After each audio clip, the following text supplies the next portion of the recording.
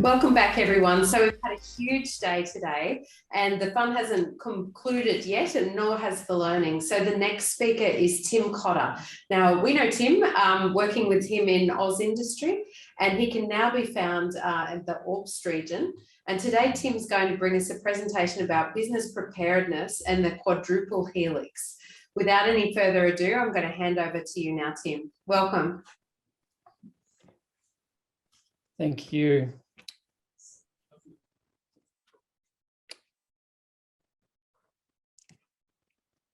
Fantastic. Thank you, Kerry. I was asked to hold off starting because there's a little delay between Zoom and Hoover. But Hoover, fantastic technology. I've been really impressed by that today, as I'm sure everyone who's joined us has been. So I might start at the start with the picture in the background.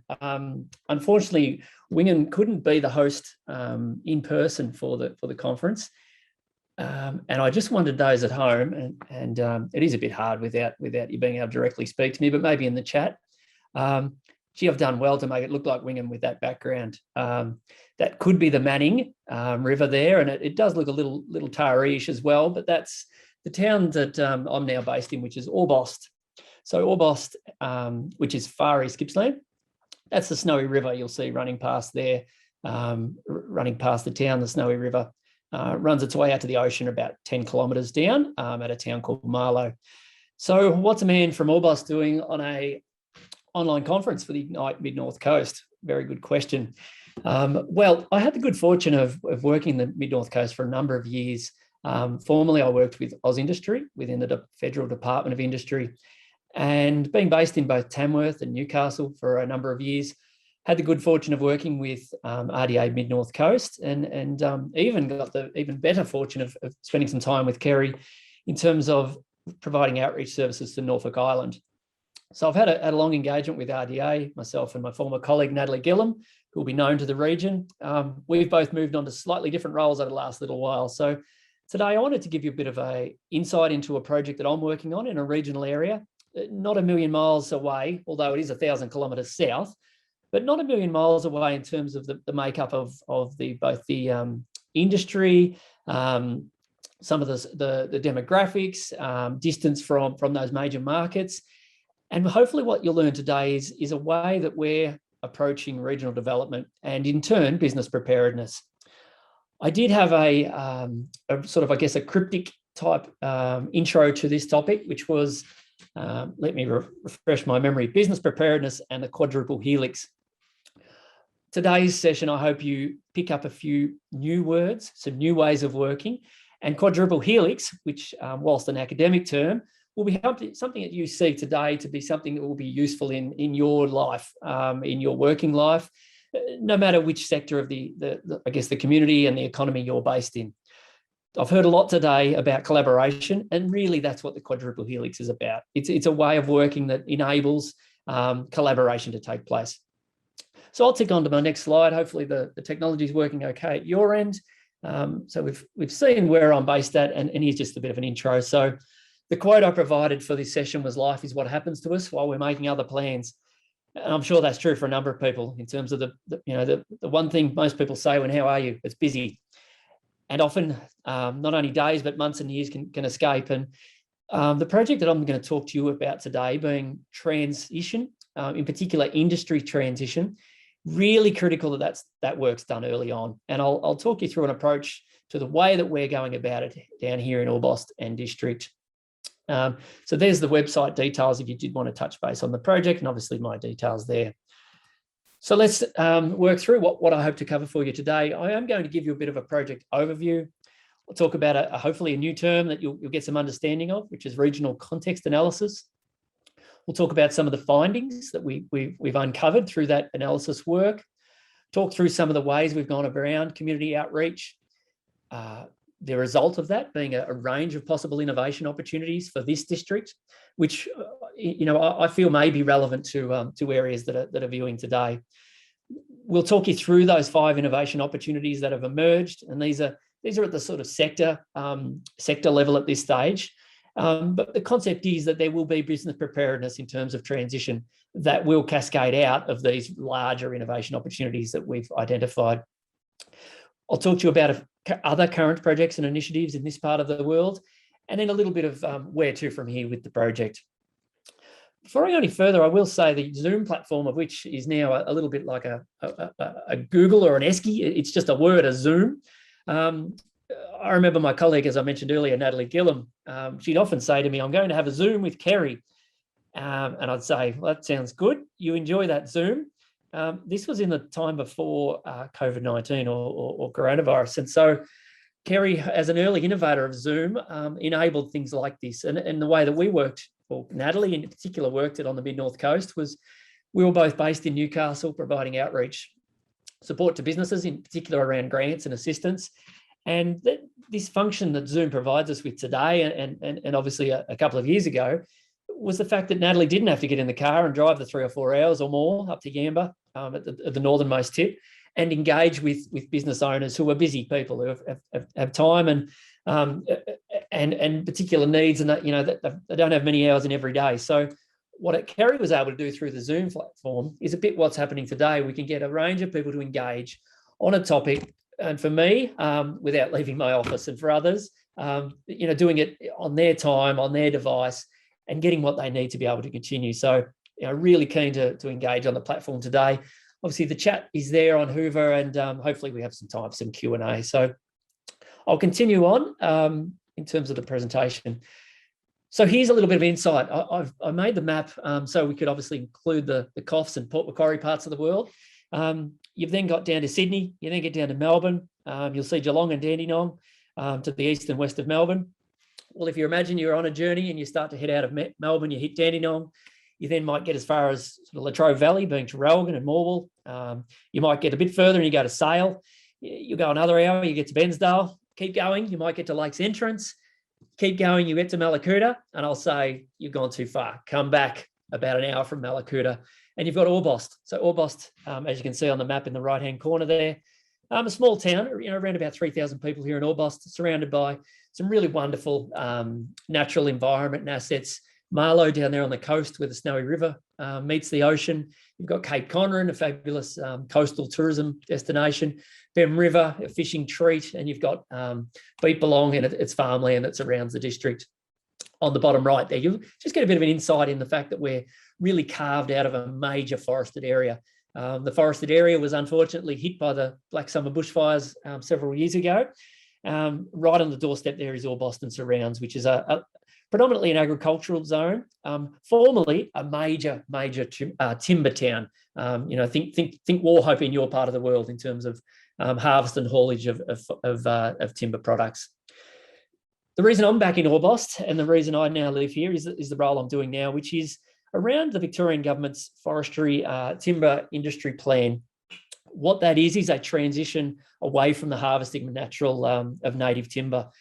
The reason I've come back to Orbost is because I spent the first 15 years of my life here, between about 2 and 17 when I finished high school, and then went off to Canberra to go to uni.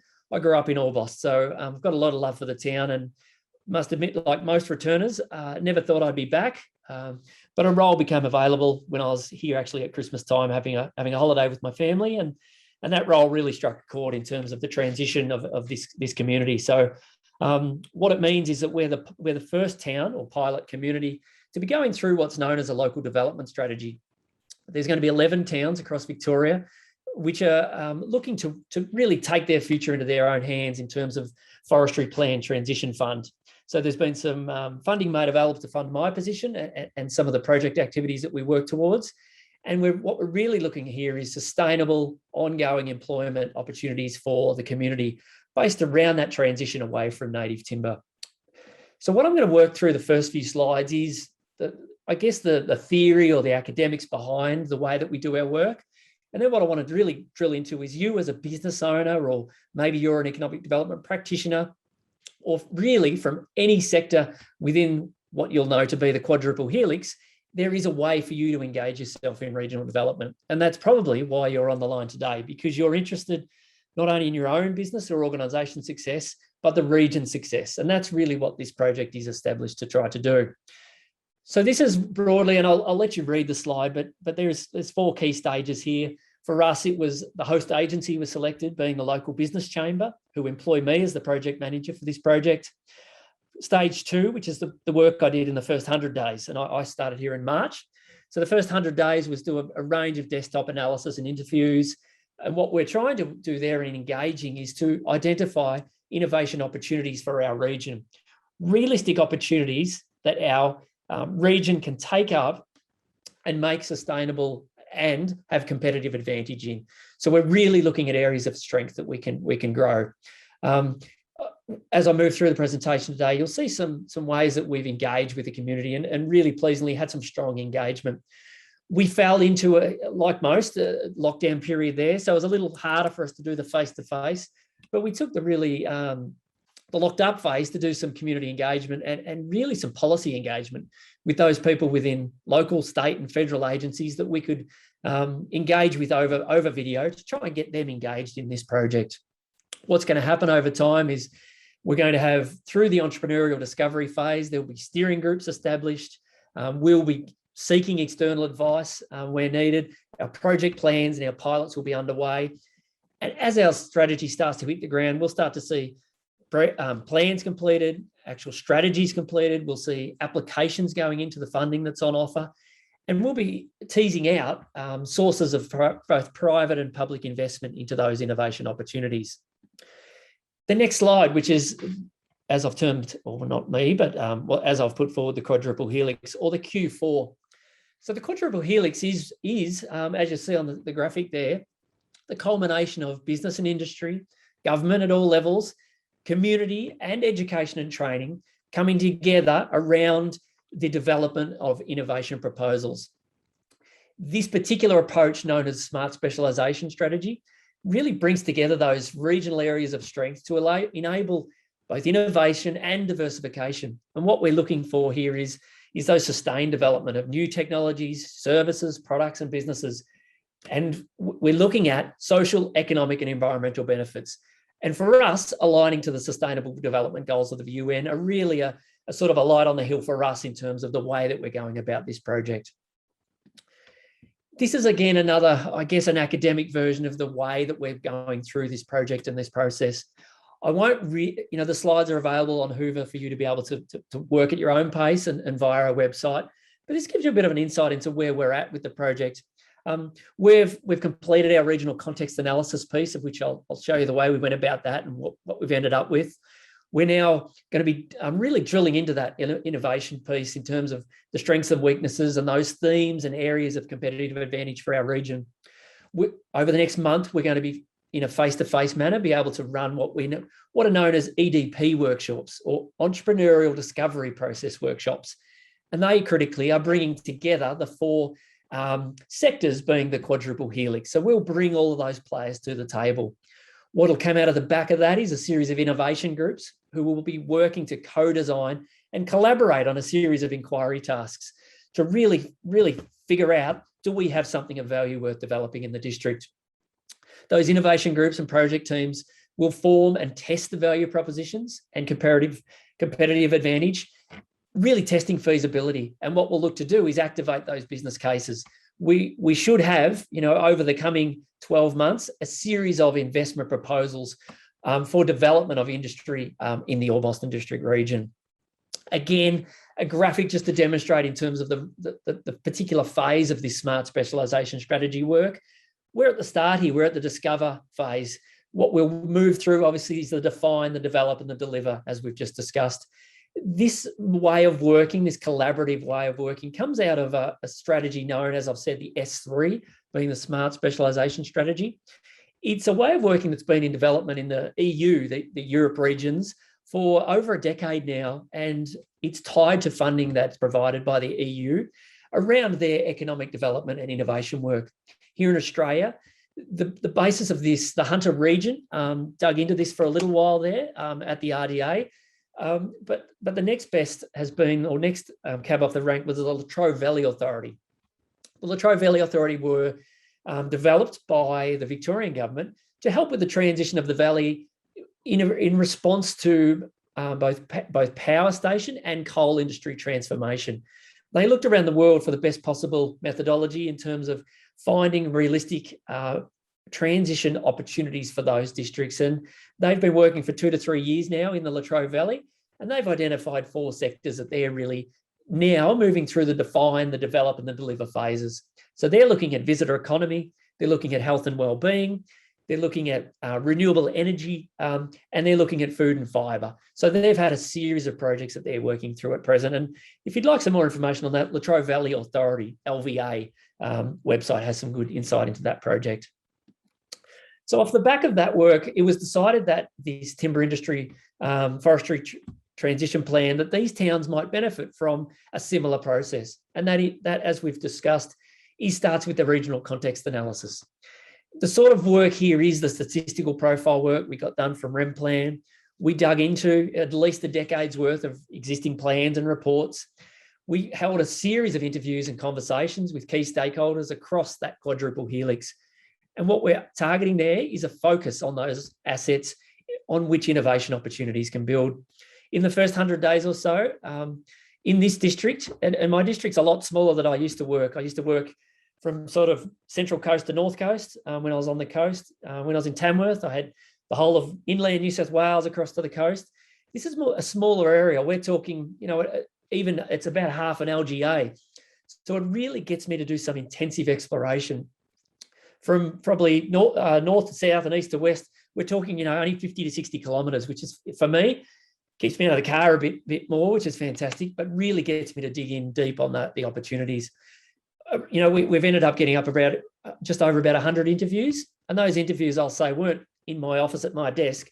They were out, and realistically, they were in hay sheds at the local Protea farm. They were at the school. They were wherever they needed to be to get people to engage in the project. This is just a bit of insight, and I won't read this through, but just the different perspectives that we got on the assets and the opportunities within this district from the business, government, education, and community regions. You'll see different people have a different lens and a different viewpoint about what's important in a region. And you'll see what we've done is tried to take each of these learnings and perspectives, and from that, tease out innovation opportunities for the district. In terms of community outreach, because this project critically needs to get the community to be on board in terms of the sorts of work that we're doing. As I mentioned, the interviews took place. We brought together under the banner of a networking night, which might, and perhaps in the city might be called an innovation network, but here locally we're just terming it a networking night, where we showcase some local innovation and entrepreneurship. For those who are interested in great innovators, Sally Jones, who runs a company called Gippsland Jersey, she was a fantastic speaker based just down the road at Lakes Entrance, who's done her own milk label. Alastair Steele, a local dairy farmer, who's put in some robotic milkers into his local dairy farm. His cows wear a collar. They go in and get milked when they're ready. And the sort of analysis that robotic milking can bring to this local dairy farmer has been fantastic. So we showcase them at a networking night. We've done a bunch of local media to keep people engaged in the project. We've done community update and community input sessions in terms of keeping people abreast of what we've found out, and then get their feedback on are we going well in terms of the innovation opportunities that we've uncovered. We run a conversation quarterly event, which is an online way of I guess lifting the narrative around innovation and sustainability in the district. We have a series of events, the workshops coming up, our innovation groups. As you can see, very active in terms of the community engagement. One of the key things we did as well was purchase a bit of technology for a couple of $1,000. We bought a portable teleconference system so that we can hold hybrid events here in a small country town. That's really important. We want people to engage from the city, but also those that may not be able to make it for a range of reasons. We don't want that to be an excuse why people can't engage with our project. There's just a bit of colour and life to what it looks like to be out in the field. A former mayor there with a LinkedIn post in terms of he was engaging with us at the community input event. There's myself and the lead academic from RMIT, Bruce Wilson, with a local beef farmer, myself and the current mayor down the bottom there, and other community members that are engaging with our networking night. The really good thing is each of those members of the Quadruple Helix have engaged in this project, and we've really got some life and some colour to this project. A little bit of wind came out of our sails during COVID, but we're really coming back with a big hit over the coming months. This again is just some colour and life in terms of an update on the sort of things that we're doing to engage further across Gippsland. This is a fantastic publication known as Gippslandia. They've got a great website. You can delve into past episodes and things. And for this one, we had a lift out in terms of featuring our particular project. And in the middle spread there, some of the local businesses and industry participants in our region that are really doing some innovative things. So just add a bit of colour and life so you can see the town that we're talking about. To me, doesn't look a million miles away, the sort of towns and townships and communities that I know I worked with in the mid-north coast. So what did we come up with? So you can ignore the dates on there unless you've got some expertise, energy and experience in any of these sectors. But these are the innovation opportunities we've teased out from our engagement piece. We're proposing the establishment of a National Seeds Institute here in Orbost off the back of some really long found experience and expertise in corn. A really fantastic place to grow things in Orbost and District. And corn is just one of those things. We have a couple of local industry participants that do export of seed for corn. But there's I guess a fledgling industry in terms of natives and the native plants and trees in Orbost as well. So we're looking at proposing on the 16th of November at our workshop the proposition to house a National Seeds Institute here in Orbost. Initially, that might look like a researcher with some PhDs who are doing work and study linked to industry here in Orbost. Our second opportunity is around agricultural opportunities. You can see in the background there, immediately surrounding the town, is a series of really fantastic soil, great temperate climate. The Snowy River and other water is accessed for farming. So we're looking at high value. We might be looking at having some undercover. We might be looking at value adding to ag, but really looking to get more from the land and the ingredients that exist here in the district. Whether that includes ag tech, we've got some propositions there to really make it a place you can farm. You can farm with the latest technology, whether that's IoT sensors, whether that's a low-RAN sensor-enabled agricultural opportunities. Rather than play catch-up with ag here in Orbost, we want to really jump that next step and really get some fantastic farming products. Here locally, there's already some fantastic black garlic. We have some samphire, if you want to do some Googling about samphire and the Snowy River Station. We've got Snowy River seeds. We have a fantastic brewery called Sailor's Grave Brewing. We've got some pockets of some great stuff happening, but we really want to lift the bar in terms of ag. Forest management is a really big topic for this district. As I said, there's a forest on our doorstep. Fantastic resource that has been the timber resource, and a series of employment for this town. That won't be happening by 2030. The current government has made the policy change that we're moving to plantation, and plantation at this stage doesn't exist in our part of the world. So what else can happen with forestry? Is it tourism? Is it bushfire prevention, maintenance and management? Is there tracks and trails? Is there mountain bikes? Is there roofed accommodation and multi-day walks in the forests? It's a big topic and one that we'd like to uncover in terms of opportunities for the district. Visitor economy, also known as tourism. For us, we're known, I guess, as a wilderness destination. We're a long way we're kind of halfway between Canberra and Melbourne, which means we're a fair trip to get to, which means if you're going to come, you want to do a fair bit and stay a few days, which is a fantastic opportunity. We've got inland, river, coastal, we've got the beaches, we've got fishing, we've got diving, we've got hunting. We've kind of got a lot, but we don't have a lot of infrastructure nor promotion and marketing of the product. So we're looking at innovative ways to really market this part of the world and drive some more product development. The fifth one is critical, educational attainment, and linking that to industry in our district. We're proposing the proposition of a learning facility here in Orbost. There has been an announcement that our secondary college will be moving to a P12, and that is two of the local primary schools will be moving their campus to be on site with the local high school. That leaves behind two primary facilities, great buildings, great locations, and we think one would be fantastic for a Seeds Institute, and we think the other would be fantastic as a learning hub, a facility where students, local or attracted to the region, could go in and learn and study here in the region with a link to industry. By way of example, we have 40% of our population are aged 60 and above. That is a range of opportunities in terms of health and well-being. We have up to 100 people in community living in home that are provided with home care assistance. The local provider of that service has a talent attraction and retention issue. We believe if there was a facility based locally that could provide education and training support, but also link perhaps the students with those residents in home in terms of a hosting facility where the students live in situ with the residents, and the residents kind of look after each other. The older person looks after the student and the student looks after the older person. We think that ability to train and learn in a region, in a community, and really engage yourself with community, with the social aspect of a bunch of students all being in town all at the same time. And that's just one sector. Health, we've talked about ag and visitor economy and the seeds. We'd like to think of this place as a learning region. COVID has shown us that you can study anywhere at any time, anything. We'd like to have a facility in Orbost where you were supported in terms of having the tutor, the facilitator here that was perhaps a generalist that can provide you that learning and development support.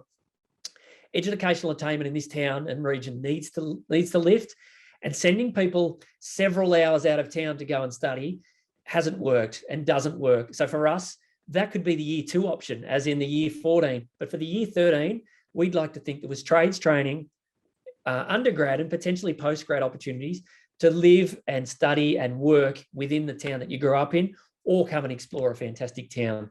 So 5 really big innovation opportunities that we're looking to proceed with over the coming period. Again, just some colour and life. These are separate articles that we've placed in the local paper and elsewhere, bringing those 5 innovation opportunities to life. You can see we talk about those opportunities. We run a bit of an ad there, giving a bit of colour and life to the concept.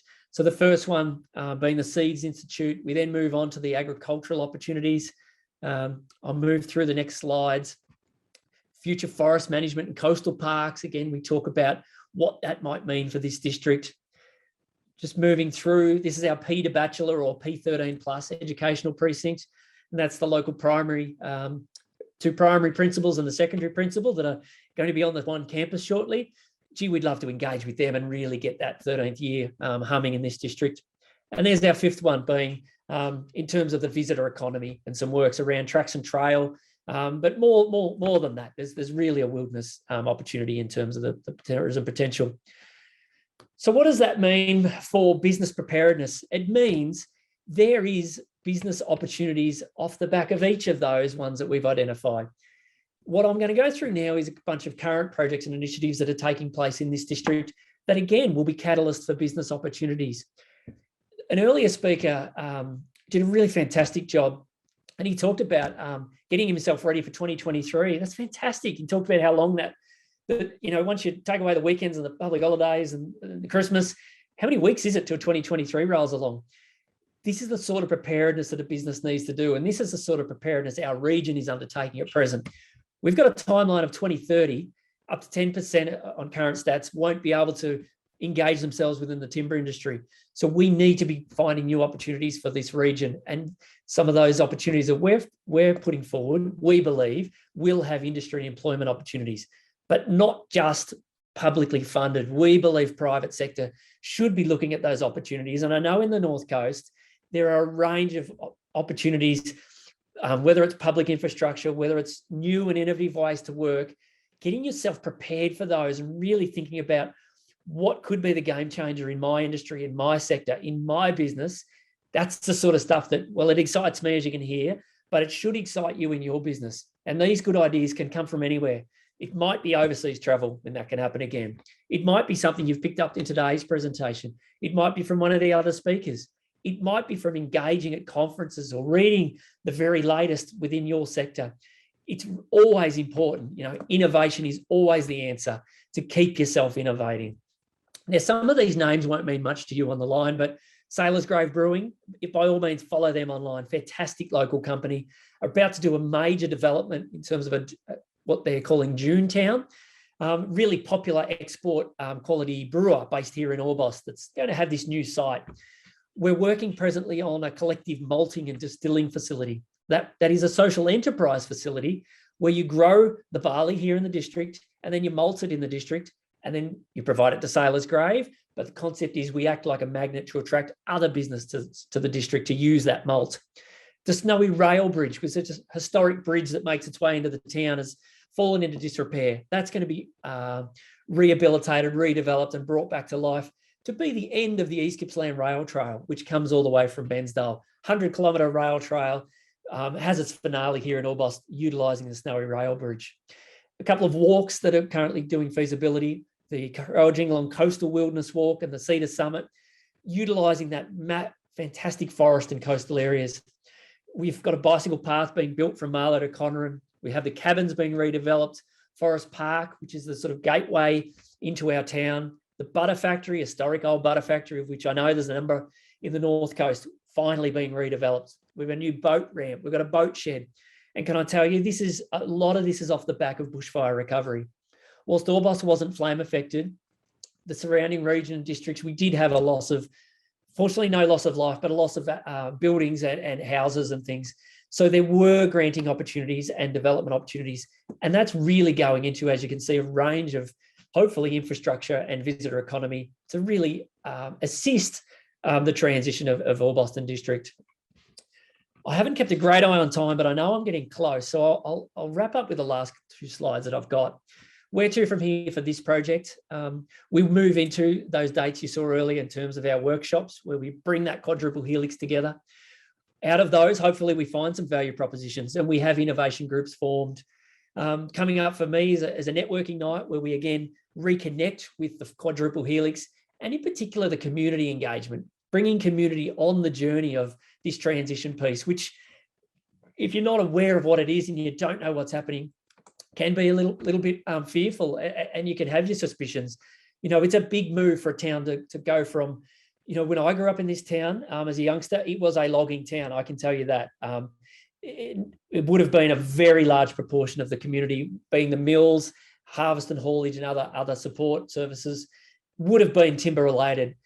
By 2030, that is not going to be the case in this town.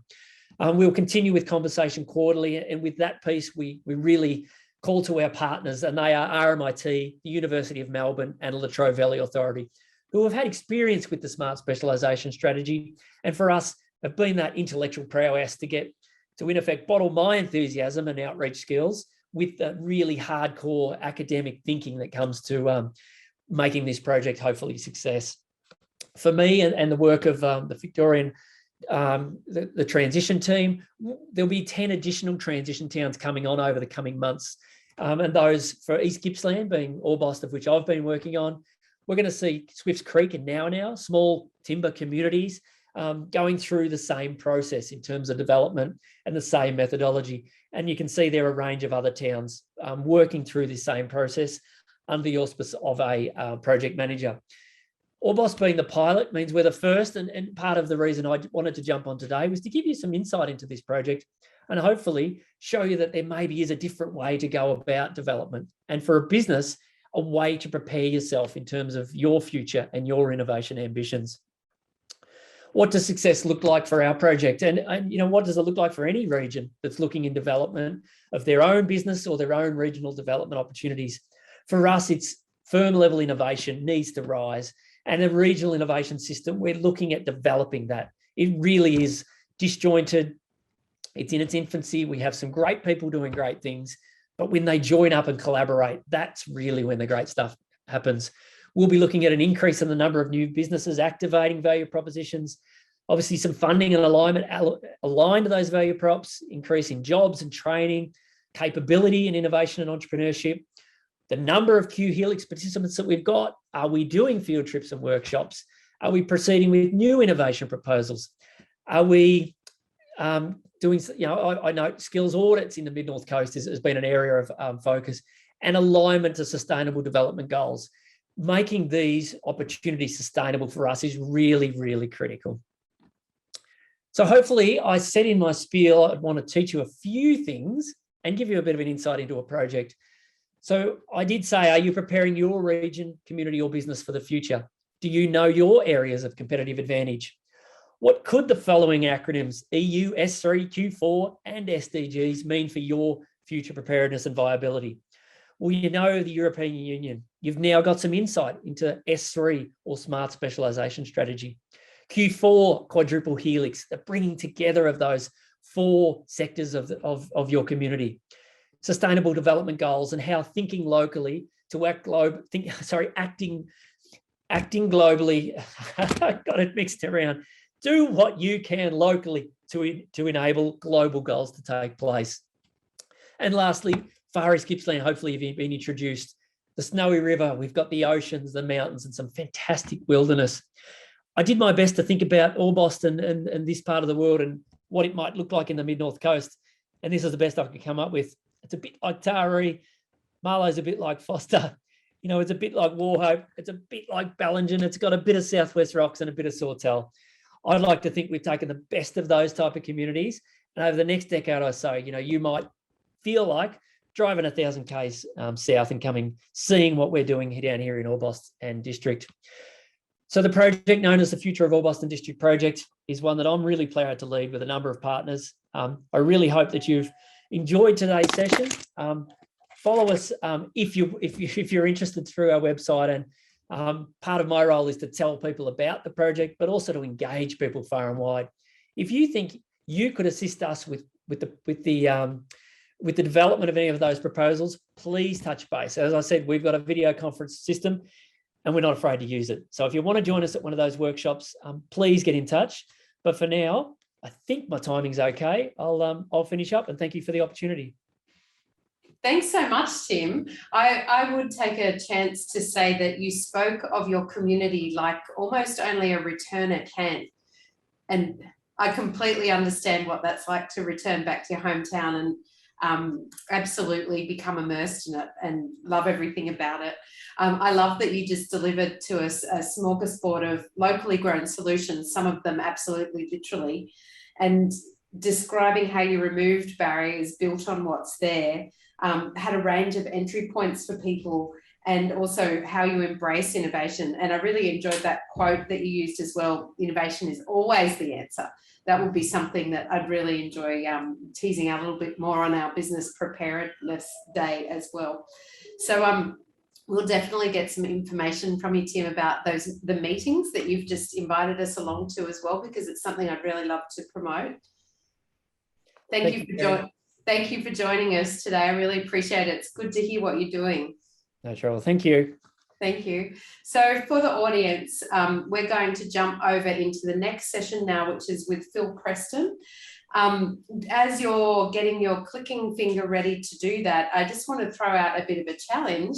Dr. Carolyn Hong has now zoomed ahead on the leaderboard to 41,400 points, with John Roydhouse very close on her heels, noting as board members they are there to make you hurry up. They won't be winning prizes. So next in line is Linda, followed by Lee Dixon and Margaret Shannon, and then Donna Carrier. So make sure you get in and really engage with that platform so that you can get yourself ahead of Carolyn and John and all of their hard work in the Hoover platform.